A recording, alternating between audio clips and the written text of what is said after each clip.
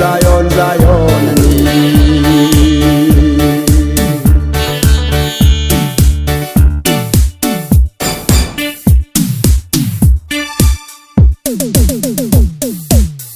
Lung ay lusu na tolo.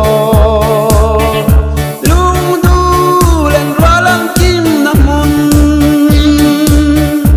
Zion kadam Zion ani. Zion kapui thar moy mange. Dam lâu nat na tolo. Zion kapui Zion atuan.